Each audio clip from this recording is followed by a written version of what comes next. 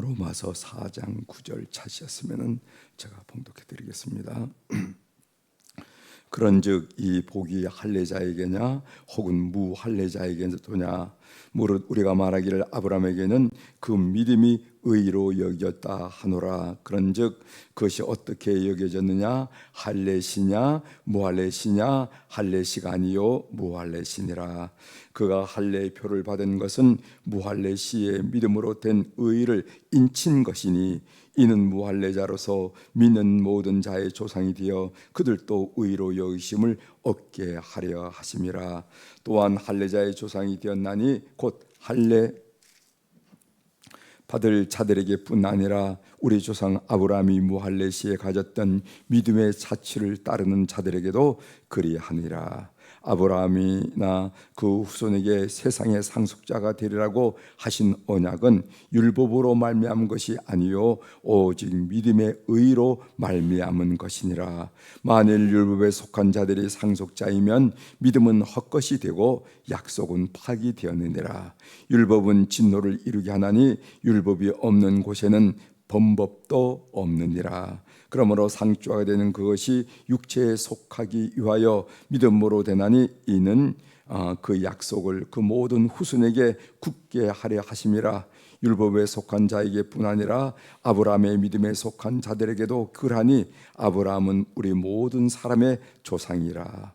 기록된 바 내가 너를 많은 민족의 조상으로 세웠다 하신과 같으니 그가 믿은 바 하나님은 죽은 자를 살리시며 없는 것을 있는 것으로 부르시는 이시니라. 아멘. 17절까지 함께 읽겠습니다.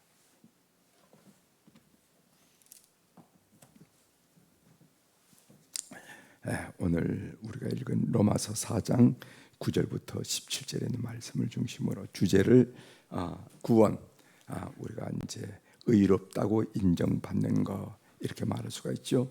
구원은 100% 하나님의 은혜입니다. 이런 말씀을 함께 나누려고 합니다. 구원은 100% 하나님의 은혜입니다.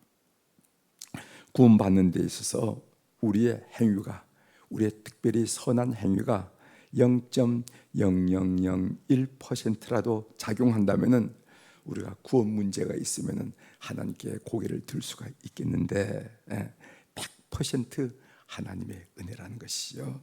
따라서 우리는 구원 문제에 있어서 감사합니다. 감사할 따름입니다. 이런 고백밖에 어떤 말씀을 여러분들이 드리면서 한 본문을 보겠습니다. 오늘 이 바울이 다루고자 하는 이 본문의 내용은 뭐냐면은 의롭다 하심을 얻는 것이 인간의 율법의 행위로냐, 율법에 나타난 것을 행위를 함으로써 얻어지는 것이냐 아니면은 믿음으로냐 하는 이야기를 계속 바울 사도께서 논의하고 있습니다. 의롭다 하심을 얻는 것, 구원받는 것이 인간의 율법의 행위냐 아니면은 믿음으로냐 하는 문제죠. 아브라함이 의롭게 된 것은 무엇 때문입니까? 어제 말씀드렸죠. 아브라함이 의롭게 된 것은 믿으니 하나님께서 그것을 의로 여겼다 하는 말씀을 어제 확인했습니다. 창세기 15장 5절부터 6절에 있는 말씀인데 제가 다시 한번 천천히 읽어드릴 테니까 믿는다라는 단어와 의로 여긴 단어가 어떻게 연결된지 한번 잘 보세요. 그를 이끌고 밖으로 나가 이르시되 하늘을 우러러 무뼈를 셀 수 있나 보라. 또 그에게 이르시되 내 자손이 이와 같으니라. 아브라함이 여호와를 믿으니 여호와께서 이를 그의 의로 여기고 이렇게 얘기했어요. 여기에 믿음이라 한 단어와 의로 여긴다 하는 단어가 함께 나왔죠. 하나님이 아브라함을 불러냈습니다. 하늘을 봐라, 뭐가 보이니? 별이 보이네요. 너 별 셀 수가 있어? 하나님 별을 어떻게 셀 수가 있어요? 10가지 쉬었다가 또 잊어버리고 이렇게 해서 별을 못 세겠습니다. 그러니까 하나님이 내 후손이 이 무별처럼 되리라 이렇게 얘기했어요. 그래서 아브라함이 그 말씀을 저는 아이도 없는데 무슨 후손 얘기하세요? 그런 얘기 하지 마세요. 자존심 상합니다. 이렇게 말하지 않고 아브라함이 아멘 하고 믿었답니다. 비록 후손은 없지만은 아멘 하고 믿으니까 하나님이 의로 여겼다, 이렇게 얘기하는 겁니다. 그 당시 아브라함에게 이 아들이 있었습니까? 없었습니까? 아들이 없었어요. 지금 이 창세기 15장 이야기를 제가 여러분들에게 말씀드리고 있는데, 창세기 15장 때는 아브라함이 아들이 없었어요.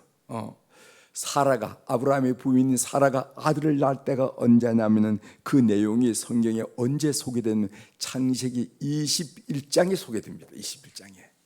지금 제가 말씀드리는 것은 창세기 15장인데 그 아들을 낳았다 하는 이야기는 창세기 21장에 나와요. 그러나 아브라함은 하나님을 믿으니 하나님께서 이것을 그의 의로 여겼다. 따라서 아브라함이 의로 여김받는 것은 믿음 때문이었다, 어떤 행위도 없었다 하는 이야기를 바울 사도가 자꾸만 강조하는 것을 우리가 여기서 눈치를 채야 됩니다. 그러면은 아브라함이 의로 여김받은 때가 언제냐? 오늘 본문에 나오죠. 구체적으로 말한다면 아브라함이 할례를 받기 이전이냐 아니면 할례를 받기 이후냐, 이렇게 바울이 논리를 전개합니다. 왜냐하면 그 당시에는 유대인 크리스천이라고 말할 수 있는 크리스천들은 그래도 예수 믿고 구원받는 거 그거 인정한다. 그렇지만 할례를 받아야 된다 하는 사람들이 유대인 크리스천, 이방인 크리스천, 이게 초대교회를 갈등을 유발했던 그 요소가 그거거든요. 그래서 나중에 바나바와 바울이 예루살렘 교회까지 오잖아요. 사도행전 와가지고 그 내용을 쭉 설명하는 것을 우리가 사도행전에서 보게 되는데, 이게 초대교회 갈등의 요소였어요. 초대교회를 구성하고 있는 사람들 중에서 유대인 크리스천도 있지만 베드로 같은 사람들, 이런 사람들은 유대인 크리스천이거든요. 반면 이방인 크리스천도 있어요. 이방인 크리스천. 그런데 유대인 크리스천들이 계속 주장하는 건 뭐냐면 예수 믿으라, 그러나 플러스 할례를 받아라, 그래야 구원이 있다, 이런 얘기를 하거든요. 그러나 이방인 크리스천들은 할례는 어색한 단어거든요. 그 이야기를 지금 하는 겁니다. 아브라함이 의로 여김을 받은 때가 할례를 받기 이전인가 할례를 받은 후인가? 어떤 때죠? 제가 설명을 드리겠습니다. 여러분 알면서도 얘기 안 하시는 거죠? 네, 설명을 드리겠습니다. 아브라함이 할례를 받기 이전이에요. 즉 할례라는 율법의 행위를 했기 때문에, 하나님의 명령을 실천했기 때문에 의로 여김 받은 것이 아니라는 것입니다. 아브라함에게 할례를 받으라 하고 명령이 주어진 것은 언제나 하면은 창세기 17장에 나온 이야기예요. 조금 전에 우리가 얘기했던 믿으니 의로 여겼다는 얘기는 창세기 몇 장에 나온다고요? 15장에 나오는데, 하나님이 너는 할례를 받아라 하고 말씀하시는 것이 창세기 17장에 나옵니다. 제가 17장 10절을 읽어드리겠어요. 너희 중 남자는 다 할례를 받으라. 이것이 나와 너희와 너희 후손 사이에 지킬 내 언약이니라. 이것을 아브라함의 언약이라고 그러죠. 아브라함과 하나님과 언약을 맺으면서 뭐라고 했냐면은 이제 그 언약의 표징으로 할례를 받아라 하고, 이 요구한 명령의 내용이 하나님이 믿으니 의로 여겼다 하는 창세기 15장에 나오는 게 아니라 17장, 그 이후 17장에 나온다는 것입니다. 즉 이 할례를 행하려는 이 명령은 하나님이 아브라함을 의롭게 여기신 후의 일이라는 것이요. 따라서 바울 사도가 강조하는 것은 뭐냐면은 아브라함이 의롭게 된 것은 할례를 행한 행위 이전의 일이라는 겁니다. 다시 한번 반복드리지만은 바울 시도의 세대에는 유대교적 배경을 따르는 유대인 크리스천이 있었는데 그들이 할례를 자꾸만 주장하거든요. 그래서 이 이야기를 계속 이야기를 하고 있습니다. 오늘 여기에 보면은 아브라함을 의로 여긴다라는 표현이 나옵니다. 로마 4장 3절 제가 읽어드리겠어요. 성경이 무엇을 말하느냐?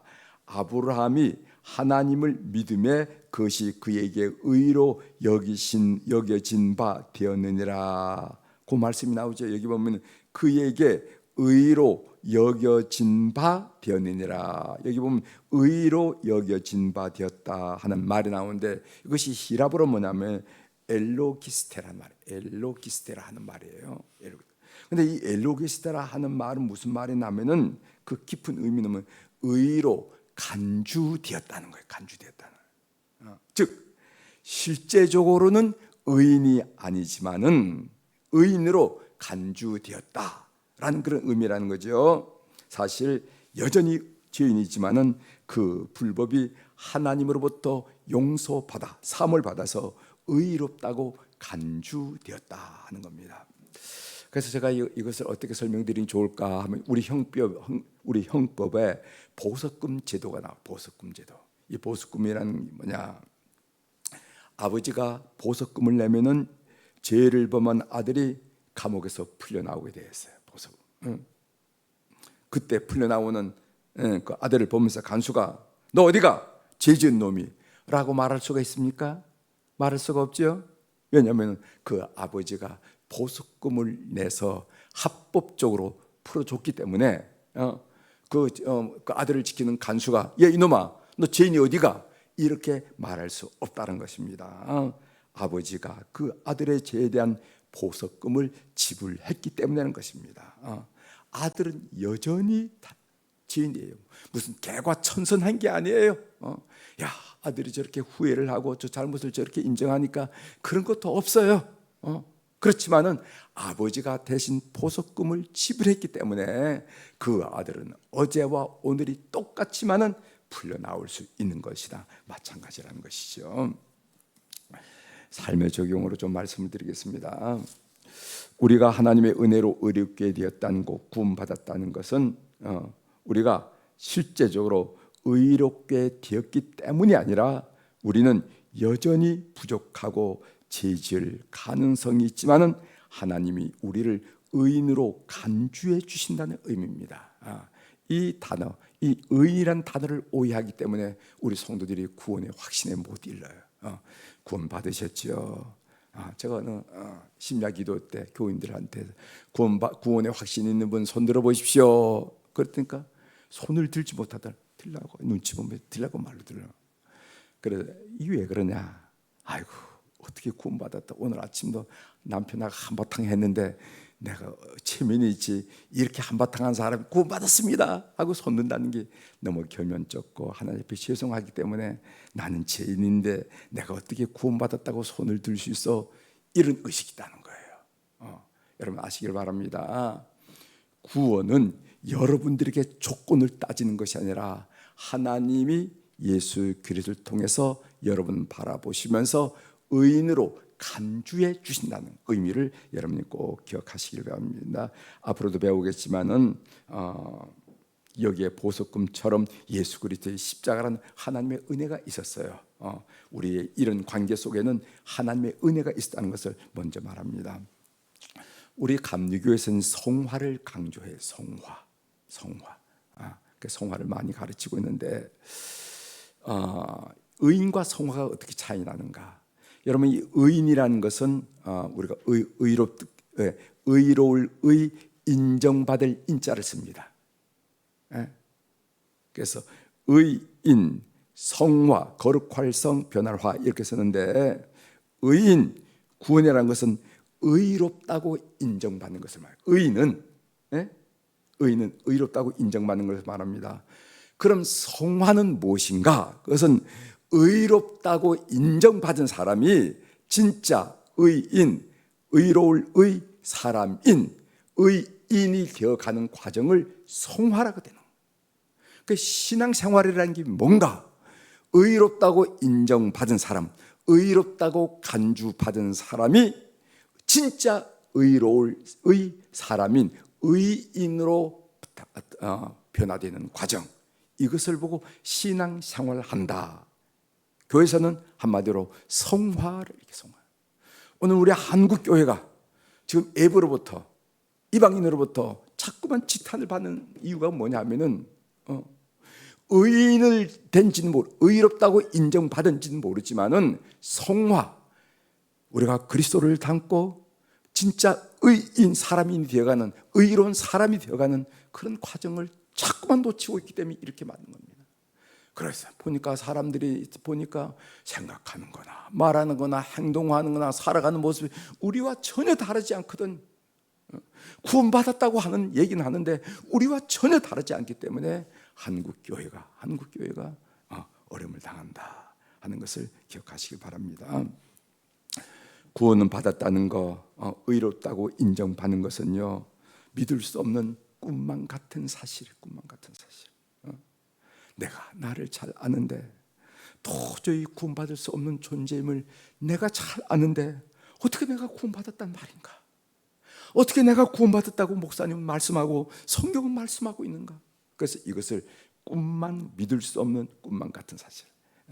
아세요? 우리가 교회 학교의 노래 중에 믿을 수 없는 꿈만 같은 사실, 이런 노래가 있어요. 믿을 수 없는 꿈만 같은 사실. 마틴 로이드 존슨은요, 그의 책 십자가에서 이런 이야기를 한 적이 있습니다. 뭐라고 얘기하냐면은, 사랑하는 여러분, 하나님의 아들이 하늘로부터 내려와 우리를 위해 죽으셨음을 정말로 믿습니까? 하나님의 아들이 하늘로부터 내려와 우리를 위해서 죽으셨음을 정말로 믿습니까? 여러분이 정말로 믿으신다면 십자가가 여러분의 전부가 되든지 아니면 아무것도 아니 되든지 둘 중에 하나일 것입니다. 십자가가 여러분의 전부가 되십시오. 오직 그분을 위해 사십시오. 나 같은 죄인을 구원해서 하나님의 백성으로 삼는데, 그 뒤에 보니까 거기에 예수 그리스도 십자가가 있는데, 그 십자가가 하나님의 아들이 나를 위해서 졌다는 것을 우리가 믿는다고 그런다면은 십자가가 여러분의 전부가 되어야 된다는 것이죠. 오직 그분을 위해 살아야 된다는 것이죠. 하는 이 마틴 로이드 존스, 영국의 귀한 설교가이고 변증가이죠. 이 이야기를 여러분이 꼭 새기는 이 새벽이 되기를 바랍니다. 여러분이 하나님의 아들이 하늘로부터 내려와 우리를 위해 죽으셨음을 정말로 믿습니까? 하는 이 질문을 귀 새기는 새벽이 되기를 바랍니다. 기도하시겠습니다. 하나님 아버지, 오늘 바울 사도께서 특별히 유대인 크리스천들을 앞에 놓고 이렇게 가르치려고 하는 그 열정적인 구원의 도래를 오늘 우리도 새기게 도와주시오니 감사합니다. 너희들이 그렇게 믿음의 조상이라고 따르는 우리의 조상이 따르는 아브라함을 한번 보자. 아브라함이 믿음으로 의롭게 되었는데 그가 하나님으로부터 의롭게 여김을 받은 것이 선한 행위 때문이냐? 아니면은 할례를 받았기 때문이냐? 아니라는 것이죠. 믿음으로 의롭게 되었는데 왜 이 이치를 이렇게 모르느냐 하는 말씀을 우리에게 가르치는 것을 우리가 들었습니다. 우리 자신을 우리가 너무도 잘 아는데 도저히 하나님 앞에 얼굴을 쳐들을 수 없는 존재임을 우리가 아는데 이런 죄인을 의롭다고 여겨주신다니 이게 믿을 수 없는 꿈만 같은 사실이 아니겠습니까?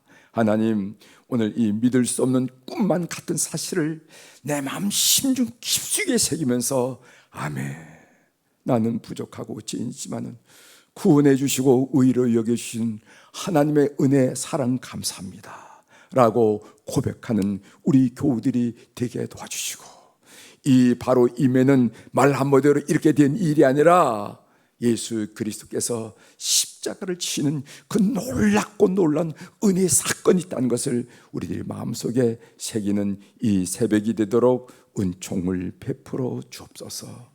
오늘 또 우리 사랑교우들이 주님 앞에 1,000번째 헌금을 비롯해서 여러 가지 감사의 제목을 달아서 감사 헌금을 드릴 수 있도록 도와주시오니 감사합니다. 지난 하루만 생각해도 감사한 일이 참 많은데 우리 사랑교우들이 이 사실을 주님 앞에 고백하면서 감사를 인정하며 고백할 수 있고 찬양할 수 있도록 도와주셔서 감사합니다. 하나님 아버지, 이 사연이 있는 물질을 주님께서 연락하여 주시고, 하나님, 우리의 생애를 사는 동안에 이끄심과 도우심과 격려하심과 간섭하심을 받는 우리 성도들 다 될 수 있도록 은총을 베풀어 주옵소서. 이 척박하고 혹독한 세상살이지만은 늘 하나님이 그 권능의 손길로, 그 지혜의 손길로 우리를 붙드심을 늘 느끼면서 승리하는 우리 교우들의 삶이 될 수 있도록 헌금을 연락하여 주옵소서. 오늘 수요일날 특별히 오늘 우리 자녀들을 위해서 기도할 수 있도록 도와주셔서 감사합니다. 우리의 손자 손녀들을 위해서 기도할 수 있어서 감사합니다. 하나님, 우리가 눈만 뜨면 참으로 우리의 아들과 딸들, 손자 손녀들의 얼굴이 떠오르면서 기도가 저절로 나오는 것을 우리가 느끼게 됩니다. 세상이 만만치 않습니다. 많은 사람들이, 많은 젊은이들이, 그리고 또 청소년들이 이런 성으로, 또 마약으로, 도박으로, 또 이런저런 일로 많이 중독되어 가고 있다는 이야기를 우리가 신문을 통해서 많이 보고 들으면서, 하나님, 우리의 자손들을 이런 세상에 내놓으면서 어떻게 기도하지 않을 수가 있겠습니까? 하나님, 주님께서 그들의 방패가 되시고, 주님께서 그들의 반석이 되시고, 주님께서 그들의 산성이 되셔서 이 타락하고 오염된 문화가 그들의 영혼을 노랗게하고 그들의 마음을 노랗게 하지 않도록 주님 방패가 되어 주시옵소서. 해에서 학문으로, 또 직장으로, 또 사업으로 애쓰는 우리의 자손들이 싸우니 시공을 초월하신 우리 하나님께서 우리가 그들의 얼굴을 그리고 이름을 그리면서 하나님께 기도할 때 그들 속에 동일하게 역사하는 것을 우리가 여러 경로를 통해서 확인하도록 도와주옵소서. 아버지, 어머니, 할아버지, 할머니, 하나님이 도우셔서 승리했습니다 라고 예수 승리의 놀라운 고백을 듣는 우리 기독군들이 다 될 수 있도록 도와주옵소서. 하나님, 국가의 국방의 의무를 감당하기 위하여 나라에 나가 있는 우리의 자손들이 있음을 주께서 기억하여 주시고, 총기류가 많고 황류가 많은 그곳에서 주님이 산성이 되시고 주님이 날개가 돼서 저들을 보호하여 주옵소서.